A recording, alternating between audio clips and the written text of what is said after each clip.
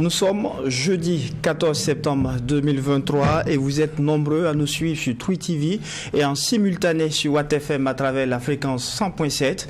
Mesdames et messieurs, bonjour et bienvenue à la 4e et avant-dernière convocation de votre émission, le tribunal de l'actualité pour cette semaine. Et je suis Serge Kaboré, le président du tribunal.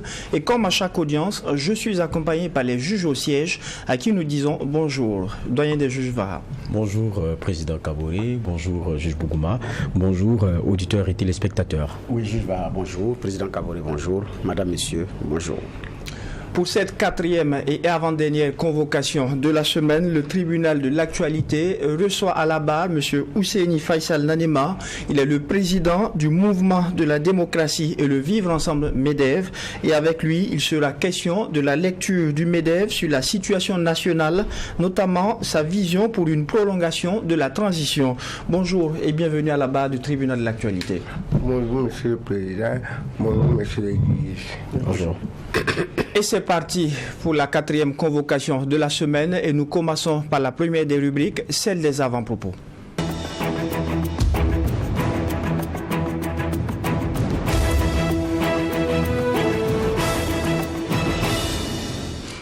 Juge Bougma, qu'est-ce qui retient votre attention pour la présente convocation? Merci. Ce qui retient notre attention, c'est sur la promotion immobilière parce que après l'adoption de la loi, parce qu'il y a eu une nouvelle loi qui avait été adoptée le 20 juin dernier, qui avait fait beaucoup de bruit dans les rangs des promoteurs immobiliers, pour ne pas dire de la promotion immobilière de façon générale. Et donc encore hier, à l'issue du Conseil des ministres, il a été également annoncé qu'il faut maintenant débourser 250 millions de francs CFA pour obtenir l'agrément pour une durée de 5 ans. Et donc, ça, c'est ce qu'il faut déposer d'abord pour l'aménagement de ce qui est destiné pour l'aménagement des sites de promotion immobilière. C'est ce que le ministre effectivement a dit, que c'est pour 5 ans, 250 millions de francs CFA. Donc, que c'est en réalité pour opérationnaliser la loi qui avait été votée en juin dernier, dont je faisais mention.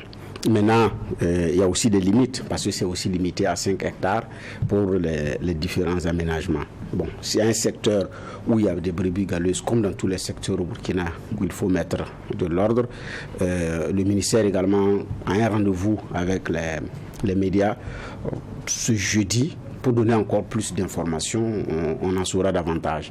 Mais au niveau de la promotion immobilière, comme je l'ai dit, il y a un ordre qui doit quand même être mis en place parce que ça part dans tous les sens par rapport à un certain nombre de choses et par rapport aux aménagements.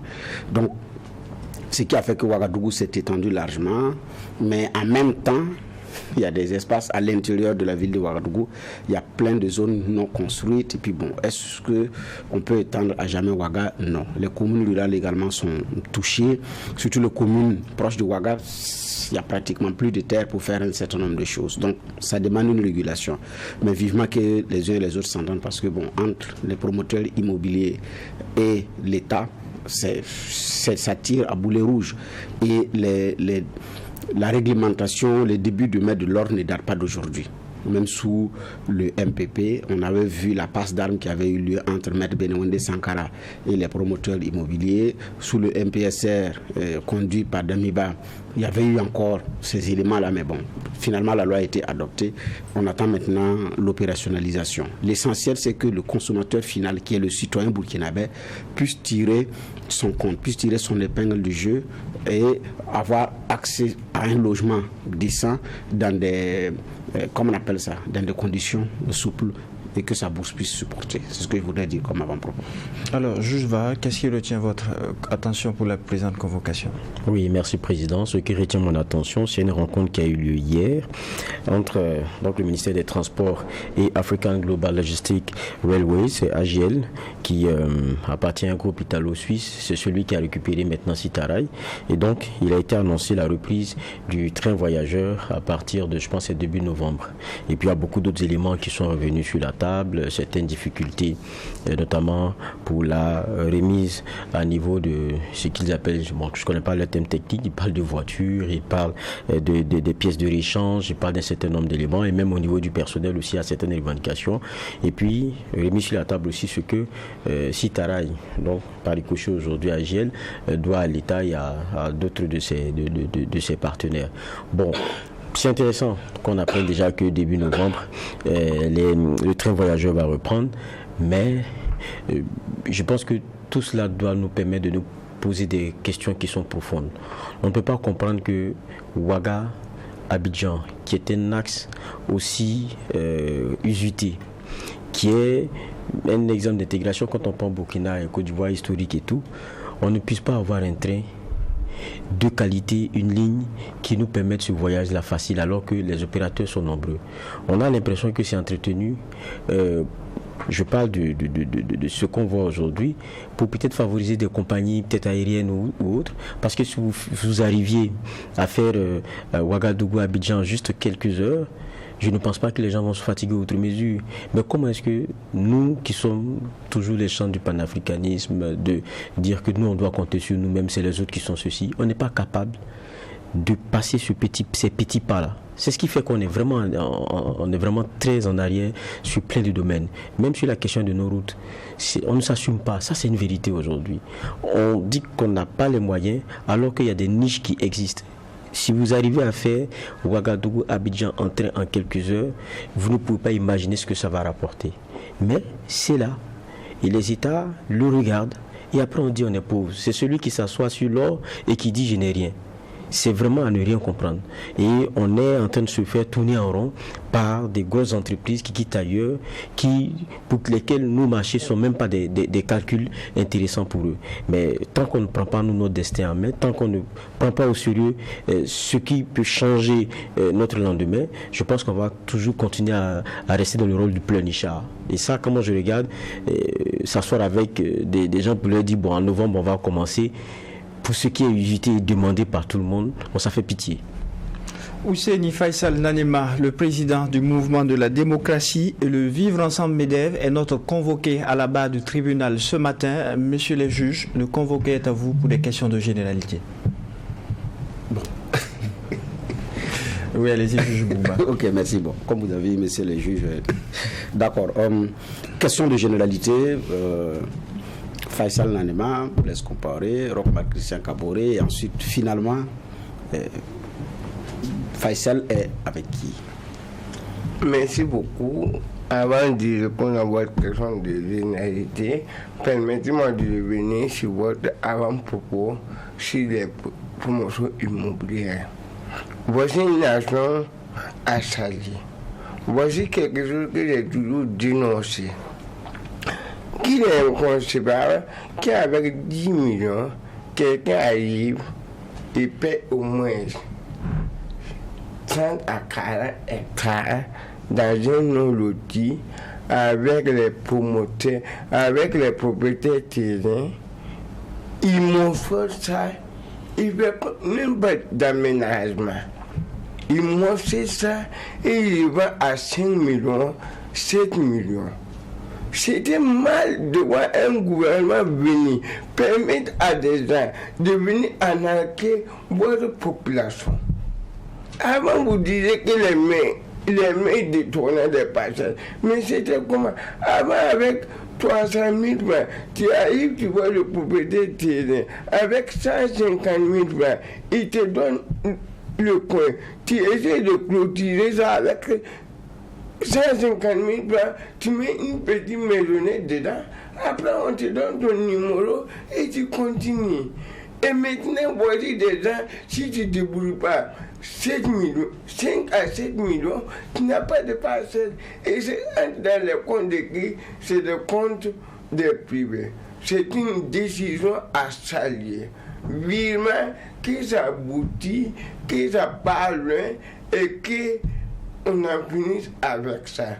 Merci beaucoup. Vous dites, moi, je m'identifie toujours à Blaise Compaoré. C'est mon mentor politique. C'est celui qui m'a permis d'arriver à ce niveau et pouvoir m'exprimer au niveau politique. Avec le président Roch Kabore, j'ai toujours été clair avec les gens. Je n'ai jamais été proche du Roch. J'avais une association qui s'appelait le Mouvement pour la démocratie et le vivre ensemble. Je prenais la réconciliation nationale et plus précisément le retour de Blaise Compaoré, que j'ai commencé avec le mouvement en juin 2019. Après un an, j'attends un matin à RFI, le président Roch Kabore a dit si je suis élu président du PASTO pour un second mandat, dans 6 mois, je vais organiser le retour de Blaise Compaoré. Ça s'inscrit dans la ligne droite de ma lutte. C'est ce qui m'a envoyé soutenir le président Roch Kabore pour la mise en œuvre de son programme volet réconciliation nationale. Et je me suis toujours exprimé, je n'ai jamais été membre d'un parti de Roch Kabore, j'ai soutenu Roch pour le volet réconciliation. Il n'en a pas de son biais, lui-même qui avait un mandat de 5 ans, il n'a pas pu terminer. Donc je n'ai pas sa volonté d'envoyer d'autres personnes qu'on peut l'accuser aujourd'hui qui n'a pas pu faire. Aujourd'hui, sous Damiba, j'étais clair, je n'ai jamais été avec le président Damiba. Jusqu'à l'arrivée du président de la ratification après l'Assemblée générale ordinaire du MPCR qui a décidé de changer un président, qui ont changé un président, et nous soutenons ce président qui a déposé des jalons pour la vraie indépendance de notre pays. En fait, je pose la question en généralité parce qu'effectivement, vous dites que c'est pour Blaise Compaoré, vous avez soutenu la démarche du président Kabore de faire venir le président Compaoré parce que c'est juste le volet réconciliation que vous avez soutenu, mais pas tout le pan du programme du président Kabore. Maintenant, le président Blaise Compaoré est annoncé à Ouagadougou, sous Damiba. Roch est bloqué chez lui, mais vous avez aller soutenir l'initiative du président Kabore de ne pas aller. C'est pourquoi je pose la question en généralité de savoir finalement, entre les deux, puisque vous avez prôné la réconciliation, Blaise est en train de l'entrer sous l'impulsion de Damiba, c'est ce que vous attendiez normalement, non? C'est pas la première fois que vous me recevez. Oui, tout à fait. J'ai toujours expliqué. C'est la manière que le président Blaise Compaoré est venu pour anarquer le peuple burkinabé, pour anarquer la justice burkinabé, que je ne suis pas d'accord. Moi, j'ai toujours prôné la démocratie et la réconciliation sur les 3 volets. Vérité, justice et conciliation. Blaise Compaoré est condamné. Il est sous mandat d'arrêt international. Un poursuit se lève un matin, il dit pour ses propres intérêts, je le vais venir. Sans consulter quelqu'un. Vous avez vu que le président Blaise Compaoré est venu. On était obligé de le prendre à la part à légende, avec un hélicoptère, aller déposer à Nabako, qui était barricadé, pour qu'il puisse aller le conseiller. J'ai dit non, cette manière, je ne suis pas d'accord de la venue du président Blaise Compaoré de cette manière. Moi, j'étais en deuil. J'ai perdu mon petit frère le 5 juillet.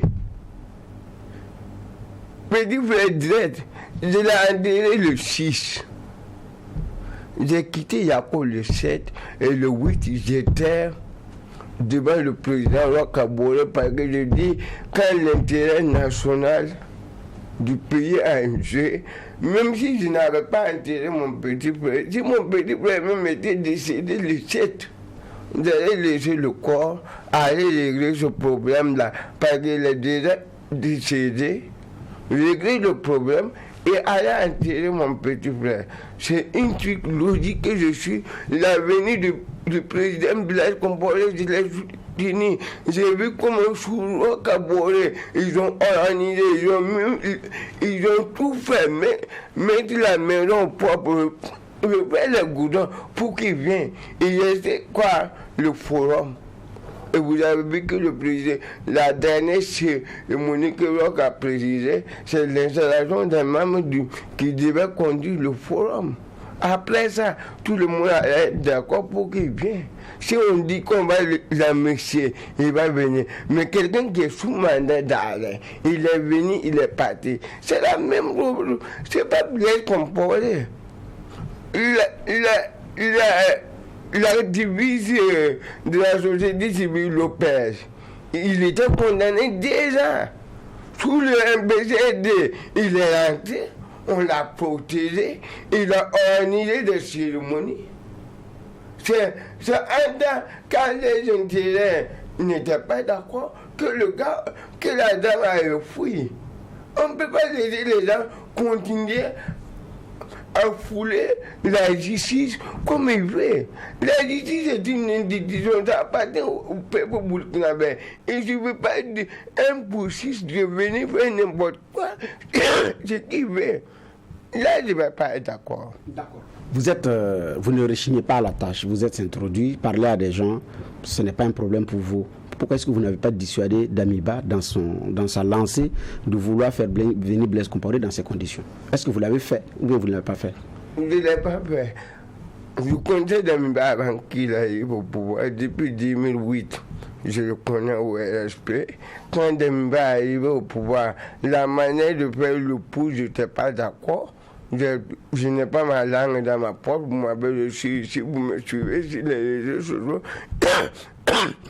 Je n'étais pas d'accord avec ce qu'il a fait. Mais à un moment donné, quand j'ai appris que Damiba allait venir, Blaise Compaoré allait venir, j'avais le numéro tellement de Damiba. Ça ne passait pas. J'avais un membre du MPC qui est toujours en activité aujourd'hui sur MPC-D pour dire je veux le numéro du président Damiba. Il me dit qu'il y a quoi? Je l'ai expliqué. Il m'a dit je suis en phase avec toi. Voici le numéro. Je l'ai appelé à main. Il n'a pas pris. Je l'ai laissé des messages. Je dis c'est Faisal. Il n'a pas pris. Il n'a pas répondu. Et je l'ai envoyé un long texte pour le dire ce qu'il doit faire pour le retour de Blaise Compaoré. Il n'a pas écouté. Les messages sont toujours là. Et ils disent qu'au 29 septembre, je l'ai toujours écrit pour essayer de le cadrer. Et c'est vrai que je n'étais pas avec lui, mais il est le chef de l'État. Si des choses qu'on peut l'aider pour que le pays avance, pour que l'insécurité est... Je suis d'accord. À un de mes messages, même, je l'ai dit que je ne suis pas avec toi, mais je ne souhaite pas que tu termines à la CPI. Mais là où tu vas, je vois un peu avec la liste noire qu'ils avaient conçue, je dis là où je vais, je dis de finir à la CPI. Parce que si vous dites à un journaliste ou une ouestier, le peuple va sortir. Et si vous ne faites pas attention, il y aura des bavures. Et s'il y aura bavure, la Cour pénale internationale ne connaît personne, c'est le chef de l'État. Pourtant, toi, tu as dit de sortir maintenir l'ordre. Mais il y a eu des bavures. On fait quoi? Tu vas payer. D'accord. Alors, la parole au juge là. Question de généralité ou dans le fond? Bon, généralité. Pour beaucoup, vous êtes un personnage très intriguant. Très intriguant. Tout à l'heure, vous ne le cachez pas. Toujours autour des... En tout cas, je ne dirais pas des hommes politiques, mais ceux qui ont le pouvoir. Vous parliez de Blaise, vous parliez de beaucoup. Mais Faisal, qu'est-ce qu'il fait au juste? Faisal, c'est qui? Parce qu'on a l'impression qu'on ne vous maîtrise pas. On a l'impression que vous êtes des gens d'intrigue. Moi, je ne suis pas intrigue. Je n'ai jamais été autour des gens qui sont au pouvoir. Je suis désolé. Damiba était là. Moi, je connais Damiba depuis longtemps. Je n'ai jamais été avec Damiba. L'insurrection populaire, moi, je n'ai jamais été avec Isaac Zida. C'est mon cousin direct. Je n'ai jamais été avec Isaac Zida jusqu'au coup d'État de septembre 2015. Le président Lokma Guizin Kaboura a fini 5 ans.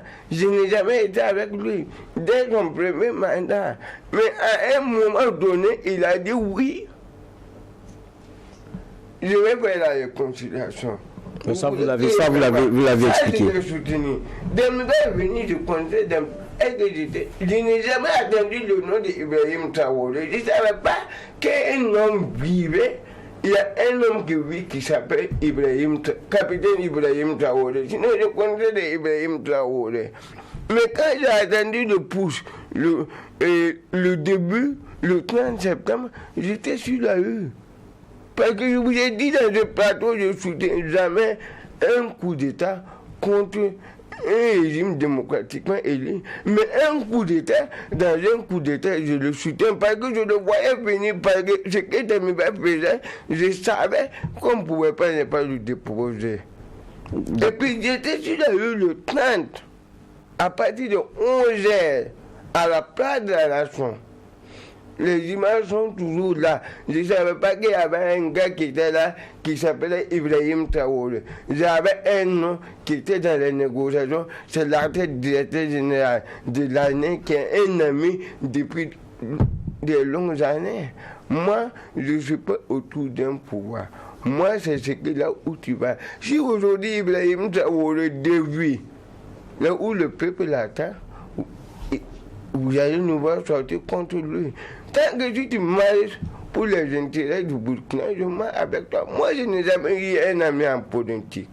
Je n'ai même pas un ami. Moi, mon ami, c'est le Burkina Faso. Tant que si tu es avec ce que le peuple veut, moi, je suis avec toi. Une question qui entre en même temps dans le fond. Vous avez fait un point de presse, c'est avant-hier, le 11 septembre, c'est pour cela même qu'on vous reçoit. Et vous dites que la transition doit continuer. Est-ce qu'on n'est pas dans les remakes des conseils qu'on donnait à Blaise Compaoré et puis il a toujours voulu rébelloter, pensant qu'il est la solution. On a une solution, on vient, on apporte ce qu'on peut et puis après on laisse les autres continuer. Pourquoi est-ce que vous voulez que le capitaine Ibrahim Traoré continue jusqu'à, vous avez dit quoi, 2025? Oui. Pour la simple raison, aujourd'hui, comme si c'est des gens qui me posent des questions, je suis d'accord. Mais des journalistes, vous êtes directeur de rédaction. Est-ce qu'aujourd'hui, si je me lève, je dis, monsieur Va, moi je parle à Guibo, monsieur Va, je parle à Tinakov, pour faire un pré-campagne, parce que je vais être candidat, et je veux que vous m'envoyez un reportage. Vous allez le faire? Vous êtes sûr qu'à l'heure actuelle, parce que le MBC normalement doit prendre fin plus tard le 30 juin 2024. Le président doit être investi au plus tard le 1er juillet 2024. Les gens disent qu'on doit faire les élections en juin, je suis désolé. Les élections doivent commencer en mars. Pour qu'on gagne le premier tour. Gagner les résultats du premier tour au plus tard le fin mars. S'il y a des recours, les gens font des recours dans le mois d'avril, on épie ça en mai. On aura mis le second tour. S'il y a des recours, on fait ça en juin et on installe le président. En juin même, on ne peut pas finir les recours et préparer l'investiture. Donc, plus tard, février. Nous sommes en septembre, mi-septembre. Ça veut dire que plus tard, dans 4 mois, on doit commencer le pré-campagne.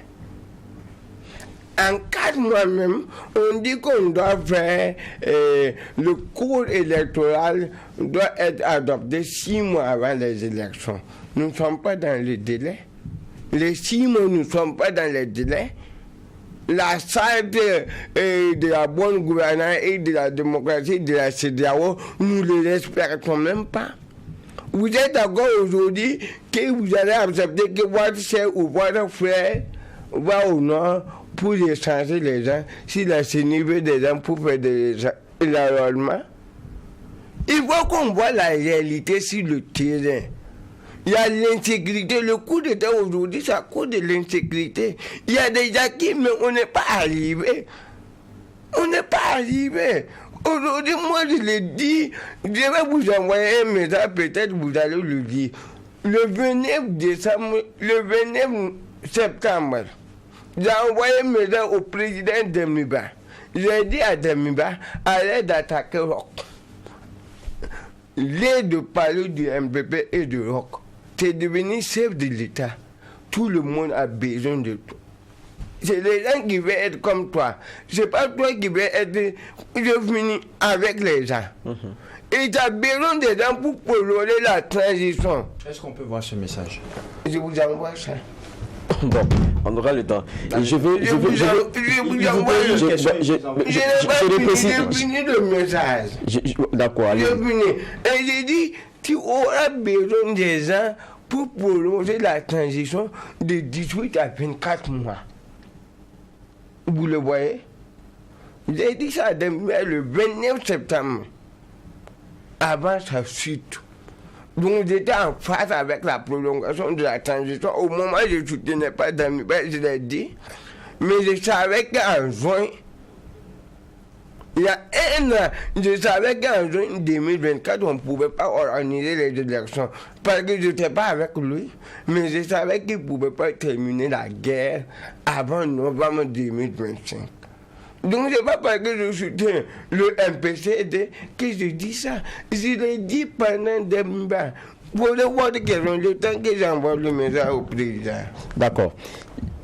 On est d'accord, hein, la question des délais, tout le monde, et même le politique aussi, convient que c'est devenu assez short. Et donc, dire que le président élu pourrait être installé au moment où les délais qu'on a tel quel aujourd'hui là, c'est pas possible. Ça on est d'accord. Ça, c'est pour ça que souvent revient la question du compromis dynamique.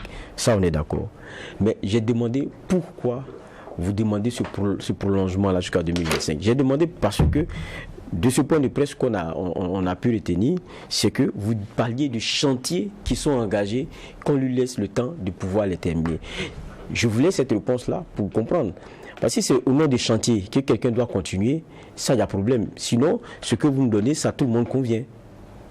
Je vous ai envoyé le message. Je suis d'accord avec vous, mais je vais vous dire, moi, je ne parle pas de chantier.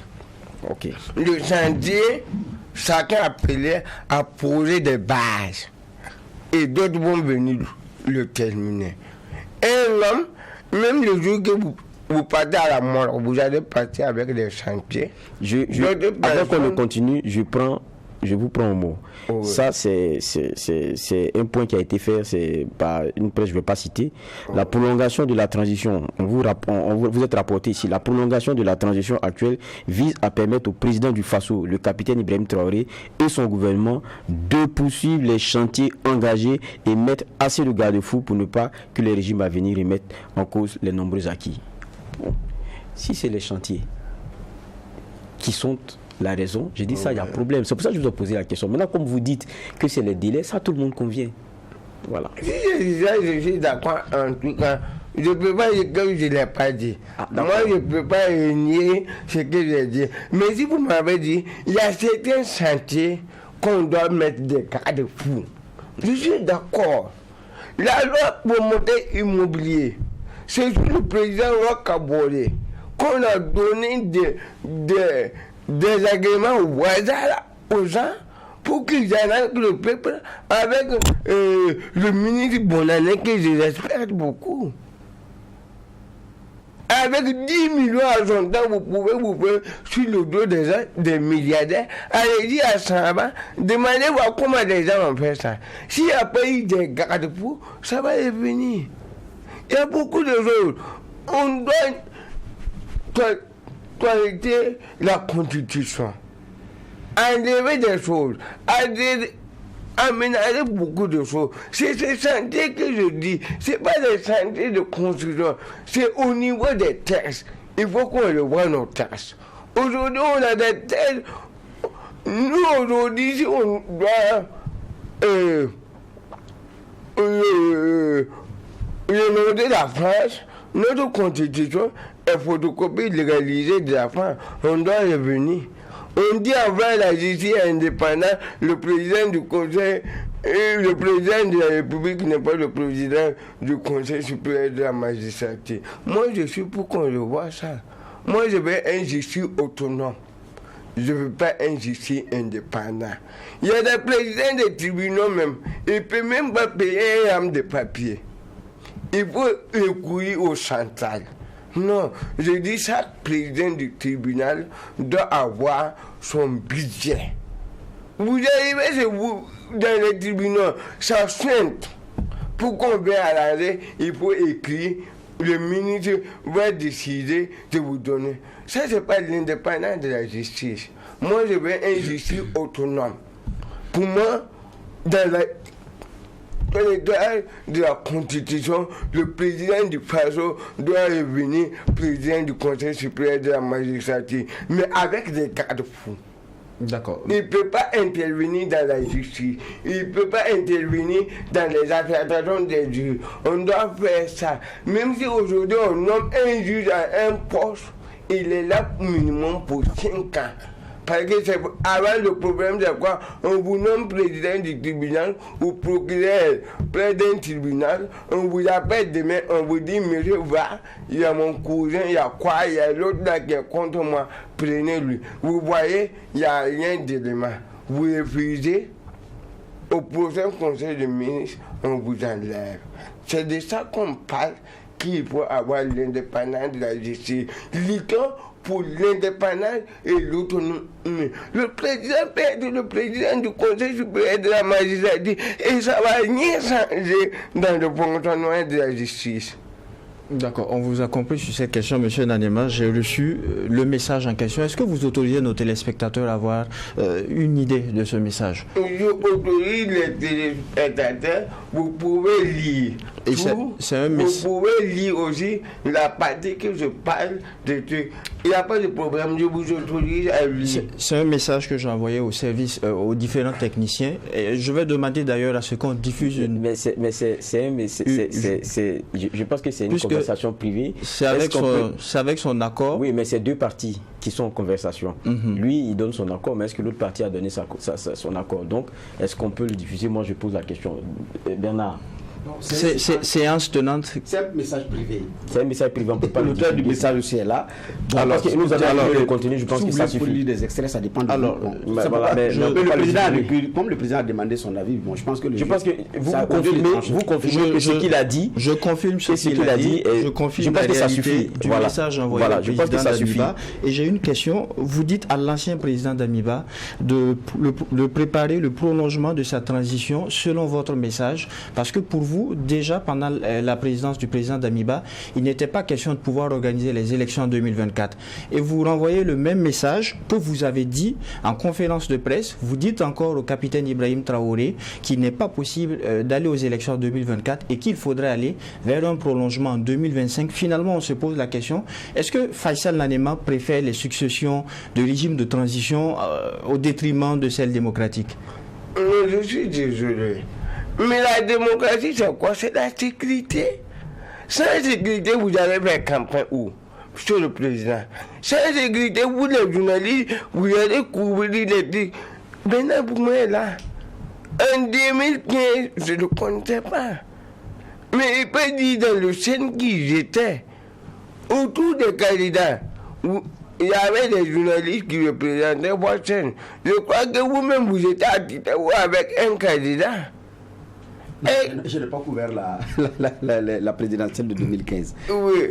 Mais je n'ai pas avec un candidat. Vous étiez avec un candidat aux élections législatives à Titaou. Non, Titaou, c'était... je ne sais plus. C'était Cabré, je le vois un peu. Mais vous voyez un peu, est-ce qu'aujourd'hui, vous êtes prêts à envoyer vos équipes? Je l'ai envoyé au président d'Amiba, je ne l'ai pas demandé de prolonger. C'est pour cela que je voulais qu'on lise le message. Je l'avais dit de laisser d'attaquer les gens. J'ai parlé des listes noires des journalistes. Et vous voyez ce que je l'ai dit là. Et je leur dis, toi, tu auras besoin de tout le monde pour prolonger ta transition. Parce qu'en 2024, tu ne peux pas organiser les élections. Mais si tu as un parti de Burkinabé contre toi, vous allez aux assises, les gens sont divisés, on dit de voter, on vote, et tu ne gagnes pas, tu fais quoi?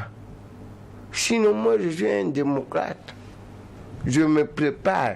Je ne sais pas si je serai candidat ou pas, mais je me prépare aux conséquences. Je veux que les militaires retournent au casernes. Mais ce n'est pas le moment. D'accord. Si on arrive, on organise les élections en 2024, c'est ça. Je vous donne d'ici fin 2025, il y aura encore un coup d'État. Parce qu'un homme parti du Burkinabé ne vont pas se sentir à ces élections. Et l'Assemblée nationale en fait comment? Et où vous voulez encore que le président Ibrahim sorte, ils appellent les chefs terroristes, comme ce que l'on a fait en 2020, vider l'argent au trésor, les donner pour pouvoir faire des élections. Non.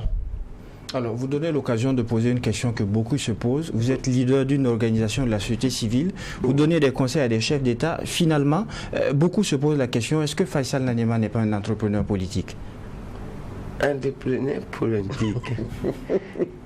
On prend des récépissés du commun où on paie les impôts. Bon, il y en a qui sont présentés comme entrepreneurs politiques. Non, c'est mon ami.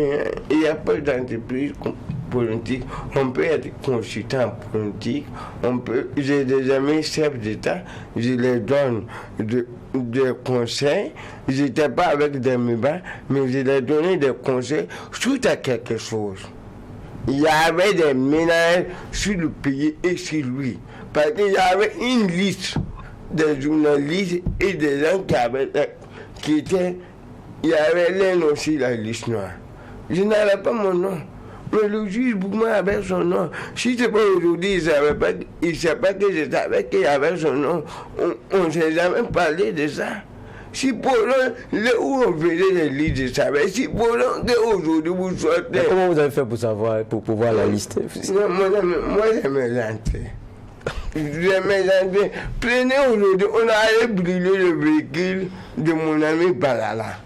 Si si c'était lui-même qu'on avait brûlé, comme l'histoire du 98, vous croyez que le peuple n'allait pas sortir? Ça n'allait pas être bon. Et s'il y a des bavures, il a terminé à la CPI. C'était tout ça que j'ai fait et j'ai parlé de la prolongation. Aujourd'hui, que vous voulez ou pas, la transition doit être prolongée par l'Assemblée nationale, l'Assemblée législative de la transition. Point. D'accord. On va laisser la parole au juge Boukma. Oui, ce que vous dites sur les critères objectifs qui militent au report des élections, ça c'est vrai. Qu'il y a effectivement sur le plan sécuritaire, il y a un travail à faire. Le Premier ministre, lors de son adresse aux députés, a dit qu'on a récupéré 65% du territoire. Aujourd'hui, nous n'avons pas encore le dernier bilan officiel par rapport à la récupération. Donc je m'en tiens à ces anciennes données-là. Mais au nom du compromis dynamique, le Burkina avait obtenu avec la CEDEAO que si objectivement on peut organiser les élections même avant les délais qui avaient été fixés, le Burkina allait le faire. Si ce n'était pas possible, le Burkina allait également prolonger. Donc par rapport à la prolongation avant ou bien revenir en chose, c'est pas véritablement un problème. Mais le vrai problème, c'est la manière.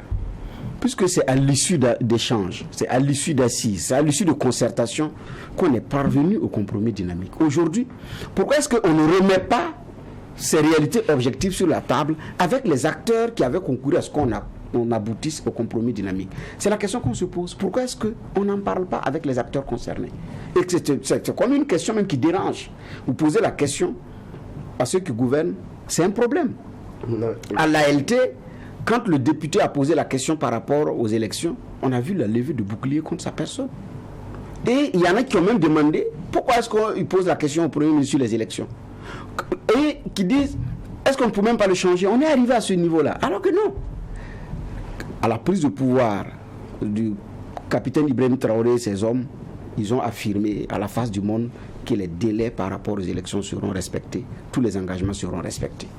Si les conditions ne militent pas, c'est qu'on prend le même chemin et on se parle. Mais ça, on a l'impression qu'on ne veut pas en entendre parler du tout. C'est ce qui fait que les uns et les autres se posent des questions. Oui. Je suis désolé. L'homme propose, me dit dispose. Le dernier mot, je vais à dire, c'est pas parce qu'il a dit qu'il va faire, qu'il peut le faire. Il y a des acquis sur le terrain. Je ne suis pas d'accord aujourd'hui avec le Premier ministre que s'il y a 65% du territoire acquis. Ça, je ne vais pas polémiquer de là. La question du député Wilfried Bako, qui est un ami et un frère, on se connaît. Moi, je suis d'accord. C'est un élu du peuple. Il peut poser la question au Premier ministre. Et là où il est même salarié, c'est parce qu'après la transition, il peut revenir à l'Assemblée. Pour le moment, là, il dit même qu'il veut qu'on organise les élections. Mais il joue son rôle. Mais la question ne se passe pas. Les gens sont pressés parce que d'autres veulent qu'on vienne leur dire on va prolonger la transition. Il va dire mais dans ça là on fait comment? Vous ouvrez le gouvernement. Pourquoi? Les gens veulent faire des marchandages politiques. Mais on ne va pas arriver à la marchandage politique ici. C'est clair, c'est net. L'ensemble de la transition est clair. L'Assemblée nationale de la transition peut modifier la constitution et l'assemblée de la transition. On peut imposer des lois, on amène à l'Assemblée nationale. Les points vifs de la région, les points vifs nationaux sont représentés à l'Assemblée nationale. Les OSC se concèdent, ils appellent les représentants et disent votez oui ou non. Les points vifs de la région du centre font la même chose. Les religieux font la même chose. Les partis politiques font la même chose. Les FDF font la même chose. De toutes les façons, quand on va convoquer les gens pour les assises, ça sera les mêmes personnes qui seront là. Pourquoi ne pas faire des réunions avec les représentants, donner des consignes de vote et les représentants pas voter? C'est clair et net. Aujourd'hui, là, la transition, même dans la politique, peut décider de lever le bouclier. Parce qu'il y a des choses qui disent qu'un tel de la transition ne peut pas être candidat aux élections législatives présidentielles. Je crois que tous les Burkinabés sont égaux devant la loi. Et à la modification, nous allons lancer une pétition pour dire de sauter cette verrou. Pourquoi? Pourquoi rien? Non, c'est pas possible. Au Mali, on l'a fait. Nous sommes au Burkina Faso. Mais au Burkina, on va le faire. Pourquoi? Nous sommes là-dessus de Non, on va le faire. Si le peuple arrive aujourd'hui à 500 000, une pétition de 100 000 personnes qui parlent à l'Assemblée législative de la transition, qui dit de lever cette bouclier. Si je suis, qu'est-ce qui gère la transition? Quand ils seront candidats, on aura des élections libres et transparentes. Il n'y a pas de problème. Il est inconcevable que de bien travailler, il reçoit la sécurité, il est mis dans les mains des gens et il va encore pour salaire. Vous avez tout à l'heure parlé des partis politiques dont les activités sont suspendues. On fait quoi? On va les faire. Quand on va récupérer au moins 75% du territoire, on va permettre aux gens de faire des trucs, commander les activités. Mais aujourd'hui, les partis politiques... Aujourd'hui, on a combien de pourcents de récupérer? Le Premier ministre a dit officiellement 65. Vous n'êtes pas d'accord, mais vous... Je ne suis pas d'accord, mais c'est d'accord officiellement. Vous avez sûrement... Ça veut ça ou ça veut pas ça? Ça veut ça ou ça veut pas ça? Je vous réponds. Les partis politiques, la levée de la suspension pour pouvoir préparer des combines. Nous, on les voit dans les gares, des combines contre la transition. Moi, je les raconte dans les gares hôtels de la sous-région. D'autres ont même les juges dans des présidents de certains pays à côté. Est-ce que vous êtes en train d'affirmer que les vérités de déstabilisation, c'est souvent les politiques? Non, c'est la politique. Je suis désolé. je ne vais pas donner des noms ici, les gens vont venir. Sinon, il y a un même qu'on a reçu tout de suite, qui aime venir s'asseoir ici, qu'on a reçu à la présidence d'un pays voisin tout de suite. Est-ce que ça veut dire forcément qu'il est en train de travailler? Il a montré comment il peut travailler pour déstabiliser le pays. Et c'est là-dedans qu'il voulait. Vous l'avez dénoncé? Vous l'avez dénoncé? Automatiquement, moi j'ai fait un message. Et c'est là où on vérifié. Et ils ont dit que c'est vrai. C'est à côté, c'est un pays à côté, un pays voisin, frère. Il a été reçu. Et quand il était là-bas, quand il partait là-bas, je partais voir un conseiller du président qui est un ami. Je suis allé, j'ai vu, il m'a dit, votre gars là ici, il s'appelle tant. D'accord, merci de ne pas donner le nom, la parole au juge Bougouan. Non, nous ne voulons pas le nom. Non, nous ne voulons pas de précision sur le nom. Voilà, la parole au juge Bougouan. Il y en a tellement de A, parce que sur ce plateau, déjà, il y a plusieurs A dans le nom. Bon, moi, parce que c'est pour dire que l'indice A est très minime pour pouvoir savoir c'est qui. C'est ce que je veux dire quand je dis il y a beaucoup de A déjà. Parce que nous-mêmes déjà, il y a beaucoup de A dans nos noms. N'en parlons pas de ce que nous recevons quotidiennement. L'indice est tellement infime pour chercher à savoir c'est qui que je trouve que c'est insuffisant comme indice. C'est pourquoi je dis il y a beaucoup de A. Alors, mais pour revenir à la question, vous n'êtes pas d'accord avec le Premier ministre sur les 65%. Ça vaut ça ou ça ne vaut pas ça? Pour moi, ça ne vaut pas ça. Ça ne vaut pas ça? Pour moi, on est à 50. Il n'a pas dit la vérité. Moi, je ne suis pas au pouvoir. Moi, j'ai des estimations. Lui, il est au pouvoir. Il commande le chef d'état-major général des armées. Il commande les gouverneurs qui lui fait des rapports. Pour lui, c'est vrai, c'est moi qui mens. Parce que moi, je ne suis pas au pouvoir, lui, il est au pouvoir. Moi, si vous me dites, donnez ce qui ça ne vaut pas. Je ne peux pas. Mais lui, facilement, s'il est là, il peut vous dire, voici les preuves qui me disent. Est-ce que vous aussi, vous avez vos preuves par devant vous qui estiment que ça ne vaut pas? Moi, je sais que si on prend le région du Sahel, ça, on ne peut pas parler d'élection. On prend le nord, c'est Yako qui nous laisse. On prend la boucle du monde. On ne peut pas parler.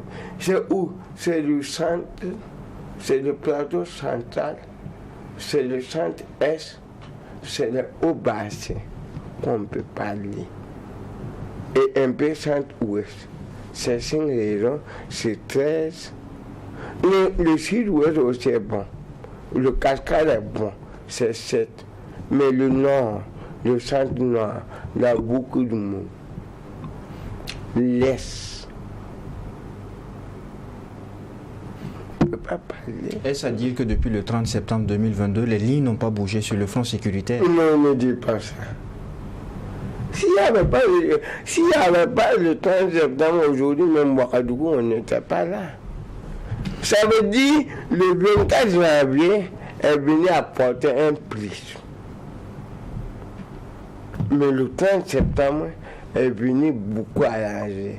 Parce que le 24 janvier était bon. Parce que ce qui a mené le 24 janvier, c'est parce qu'on était en train de négocier avec les terroristes. On leur donnait de l'argent. On disait à nos militaires, ne les dérangeaient pas.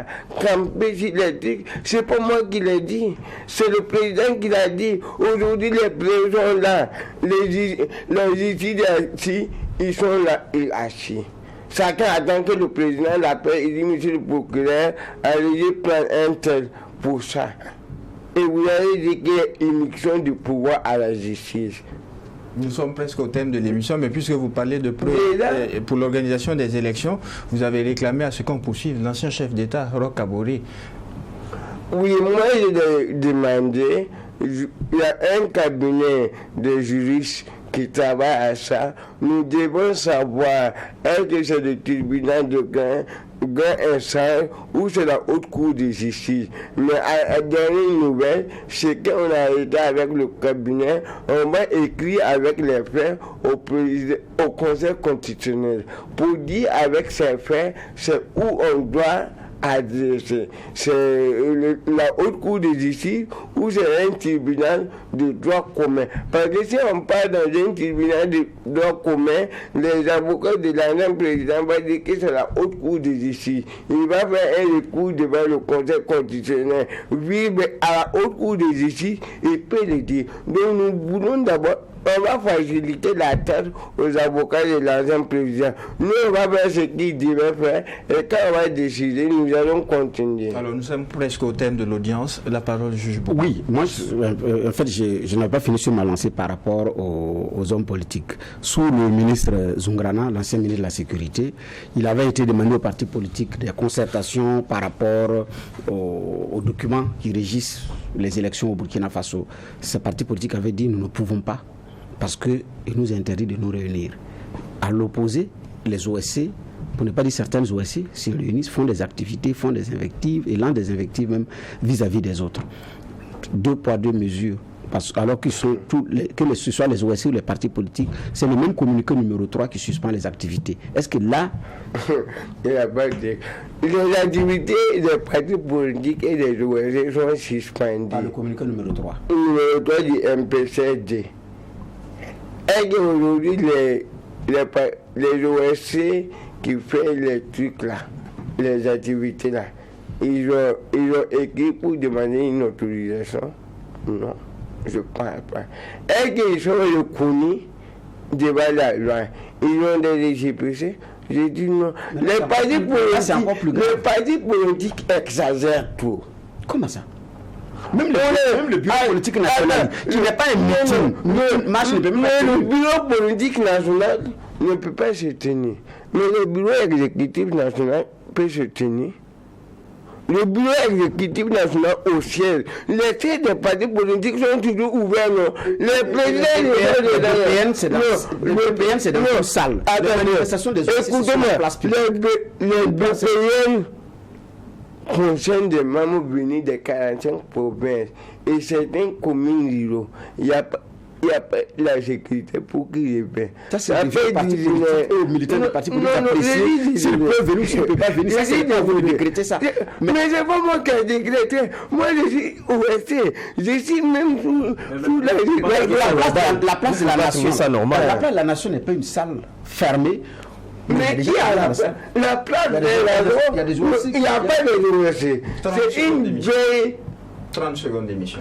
Il y a une veille citoyenne où les peuples burkinabés se sont décidés d'aller à la place de la nation, d'aller au rond-point des Nations Unies pour faire un veille citoyen. Et nous sommes en train d'aller à la place au rond-point.